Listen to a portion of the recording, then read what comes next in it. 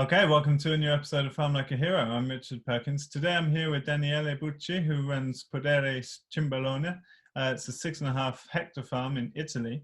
It's a certified organic farm producing different types of temperate stone fruit and apples, as well as a hectare of vineyard.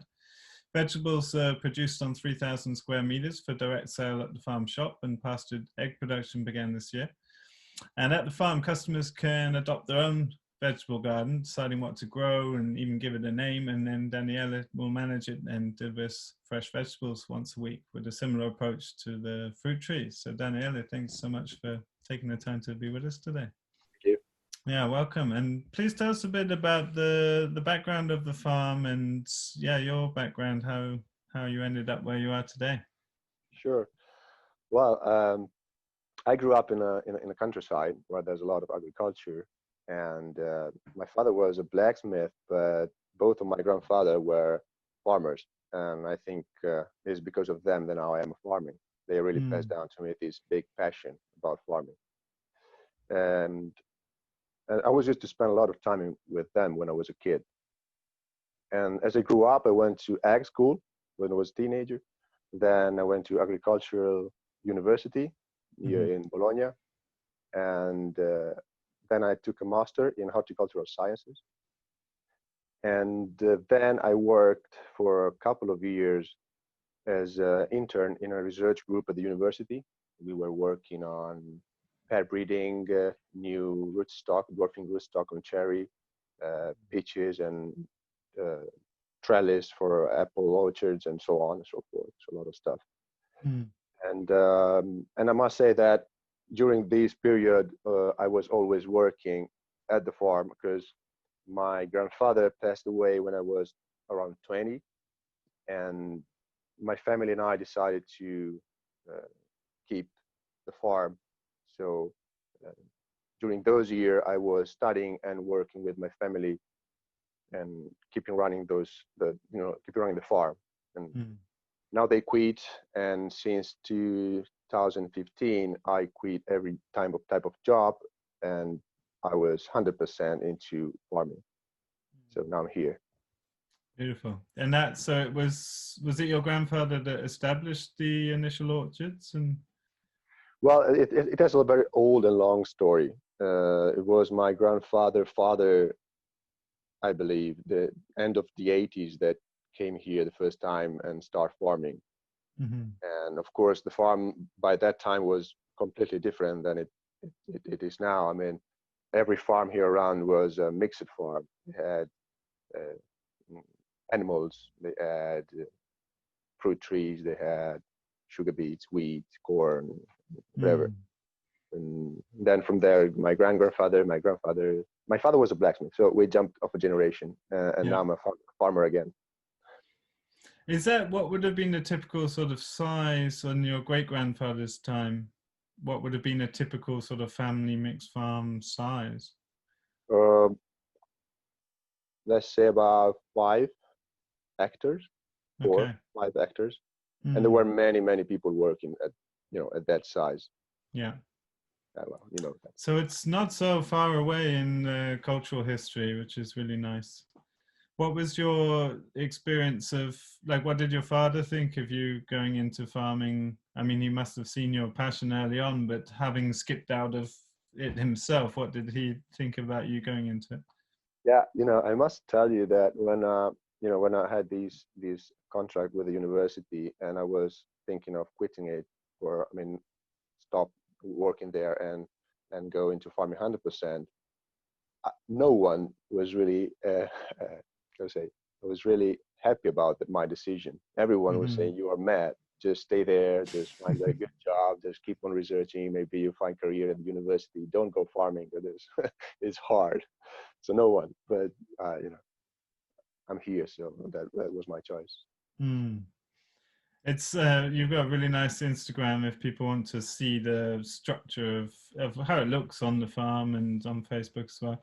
But tell us a bit about, I went to agricultural school, but certainly didn't go so far through the academic side as you have done. And my experience of that was pretty dismal, you could say. I was very disillusioned with it was mostly sons and daughters of much bigger farms that's highly industrial, and they're learning essentially how to maintain big machines bought on debt and how to use chemicals. And so I left there feeling like I had more questions than answers, and I looked into alternative ag around the world, and I noticed the pattern language that most of the farmers that have inspired me, or pretty much all of them, never actually went to ag school. And so I've been advising people to sidestep that as far as possible because I just haven't seen it's necessary. But I think you probably have more insight and experience to share because you've been through a longer, more in-depth pathway with that. So I'm curious to hear,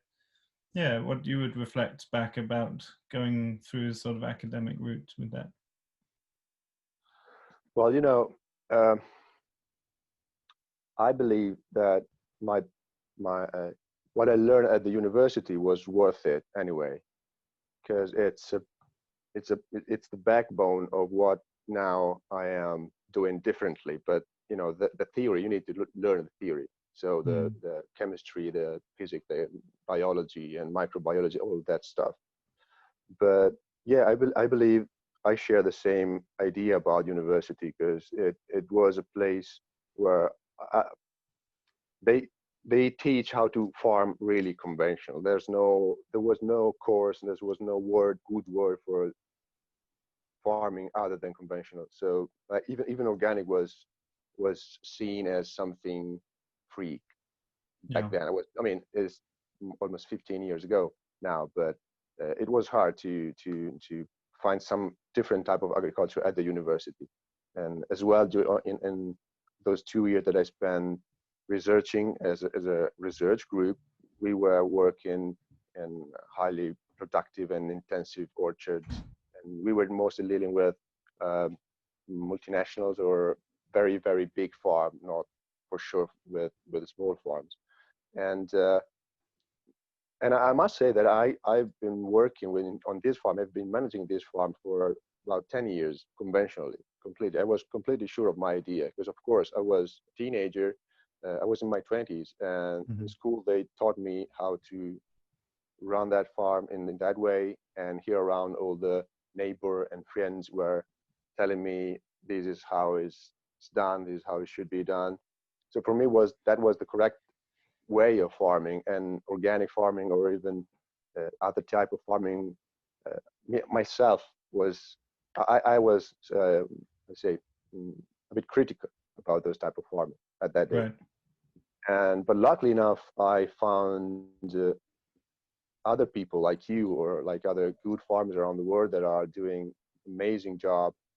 And I had the strength to say, like to jump out of that down spiral that you often mention in your video, where I was going actually, because I must say that I learned it the hard way. During those years, farming was not easy, but luckily enough, I jumped out, and now I use all of my background that I learned at the university with a different scope, with a different aim. And I'm learning a lot, and I'm studying a lot about regenerative, for example, or other type of farming that I believe is the type of farming that most resemble the idea that I have about farming.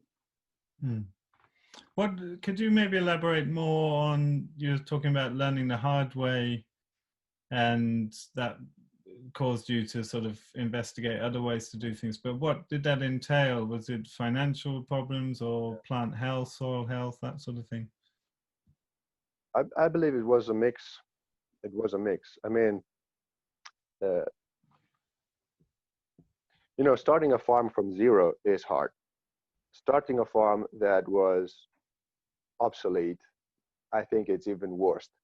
So starting from zero, starting a farm that was old, it's below zero, because I had to renew everything. I had to invest a lot of money in machinery, in new orchards, and equipment to fulfill the regulation.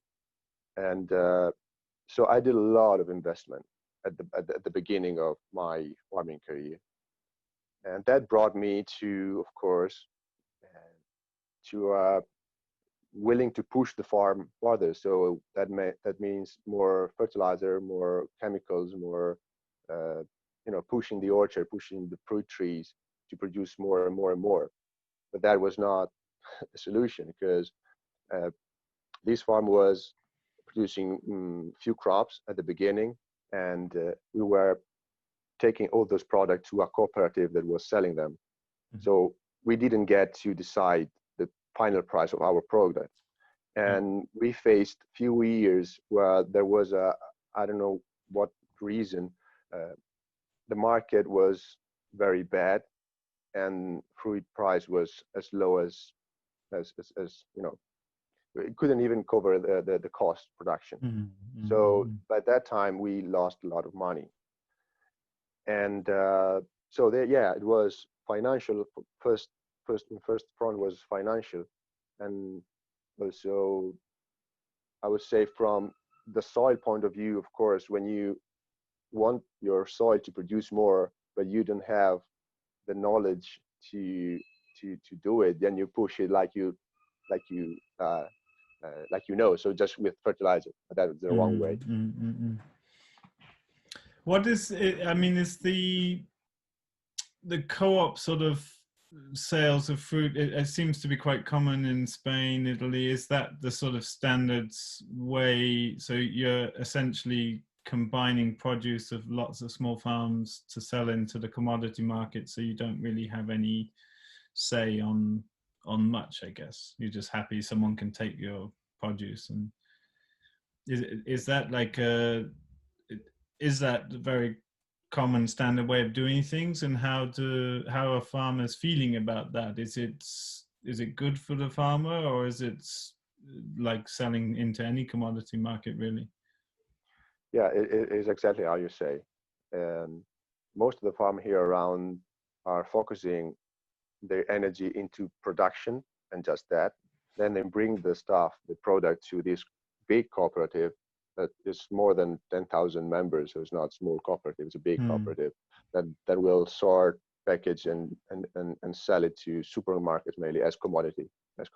So with a very low price, we would say, on market. That's the common farm here around. And those farms usually cultivate very few crops, 2, 3, 4 crops. And they are getting bigger. They play on scale, of course. As bigger they get, the lower is the cost of production. And that's the average farmer here around is it works like that. Yeah. So what you spoke a little bit about seeing things online, etc. But what was like the critical points where you decided to stop spraying, stop adding chemicals? Was it like from one year to the next you just suddenly changed, or? Well, no, it was not that like from day to night to change my mind, but it was more like a path that brought me to definitely change my mind. But I believe it was hidden somewhere inside me, even when I was at the university, because back in those days, I was thinking that there might be something wrong. I mean, it can't be that way. Then, reading books, meeting people, taking online courses, and traveling around really helped me open the eyes and say, okay, there are people that are doing that, and they're doing very well. So probably this is the right way. Then I started slowly. I mean, of course, you can't get it from a day to another one, because you have an organism that is not in balance, which is managed conventionally, and you can just stop doing that stuff and change it from day to another. It has to be gradual. So when I first turned my farm into organic, then I started to, year after year, decreasing the number of pesticides, decreasing the number of fertilizer, applying new techniques and new products that are more environment friendly also, and so on. So it's really, it's like weaning off drugs essentially. I mean, it's literally, that's what it is, right? I guess. Yeah, yeah. It's a slow revolution. It's a slow path, but I'm glad I took it. Hmm. What was the response from neighbors and people? Because that must have been a sort of turning point, or did you keep it a little bit quiet what you're up to? Well, I'm a white fly year round, and but I don't mind. But the neighbor are smiling at me in a friendly way, of course. I mean, they are good people, they're good farmers, but yeah, they are smiling at a friend of mine. I caught some of them sometimes like pretending of counting aphids on my trees, or yeah, yeah. So, or complaining about the tall grass, and but that's it. I mean, it's no problem. I do what I want. They do what they want. Yeah. But yeah, I'm a white flag. I'm surrounded by conventional farm. It sounds like so part of that process has been to diversify further your product range, but maybe we can keep on trees for a while. Like, I'm curious about how, yeah, what's been, you've added other orchards species into the mix of what was there, it sounds like. And I'm curious, I think a lot of listeners would be super curious to hear about, yeah, your methods of tree care and soil prep and everything to do with planting new trees and transitioning and then maintaining those trees in an organic way, and yeah, how you've gone about that, and any details you can share about trees. We haven't had many tree growers on the tour, so it'd be super nice to dig deep into that. Well, yeah, sure. Well, you know, as I mentioned before, the management of this farm has been conventional for many years. So even the design of this farm is strictly conventional. So if you look at from above, it seems like no difference with my neighbor. So there are rows of concrete posts and hail nets and so on. But also my challenge is somehow to try to apply regenerative, um, uh, I say, techniques, procedure in a what was a conventional designed farm.